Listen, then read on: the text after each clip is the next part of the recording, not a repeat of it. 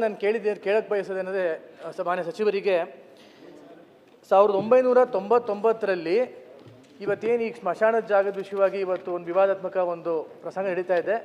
ಅದನ್ನು 1999ರಲ್ಲಿ ಆಗಿನ ತಹಶೀಲ್ದಾರ್ ಆಗ್ಬೋದು ಅಥವಾ DC ಆಗ್ಬೋದು ಆ ಜಾಗನ ರುದ್ರಭೂಮಿ ಅಂತ ಅವರೇ ಸರ್ವೆ ಮಾಡಿ ಅವರೇ RTCಲೂ ಕೂಡ ಮೆನ್ಷನ್ ಆಗಿಬಿಟ್ಟಿದೆ.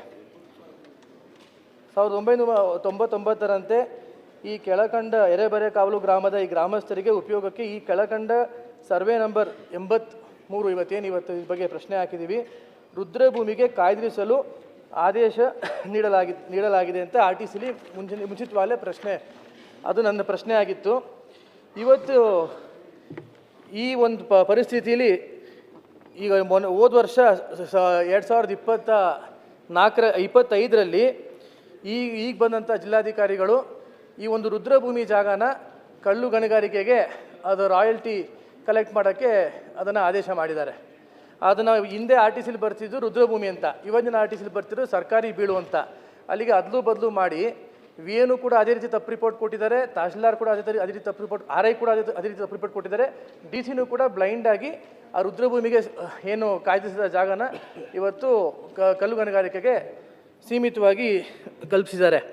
ಇಲ್ಲಿ ಮುಖ್ಯವಾಗಿ ನಾನು ಒಂದು ಪ್ರಸ್ತಾಪ ಮಾಡೋಕ್ಕೆ ಬಯಸೋದು, ಸುಮಾರು 12ರಿಂದ 13 ಲೀಸ್ ಹೋಲ್ಡರ್ಸ್ ಇದ್ದಾರೆ ಸುತ್ತಮುತ್ತ ಈ ಒಂದು ಸರ್ವೆ ನಂಬರ್ 83ರಲ್ಲಿ.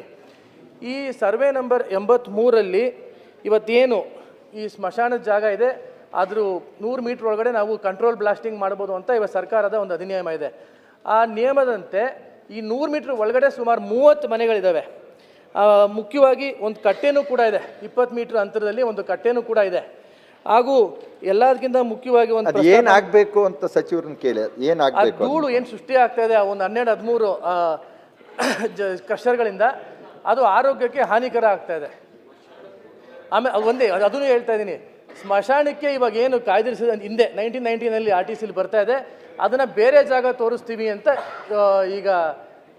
ಇವಾಗಿನ ಕಂದಾಯ ಇಲಾಖೆ ಅದ್ರ ಬಗ್ಗೆ ಒಂದು ಅಸ್ಪಷ್ಟತೆ ತೋರಿಸಿದೆ ಅಂತ ಹೇಳಕ್ಕೆ ಬಯಸ್ತೀನಿ. ಹೇಳಿ. ಹೇಳ್ತೀನಿ ಮಾತಾಡ್ತೀನಿ.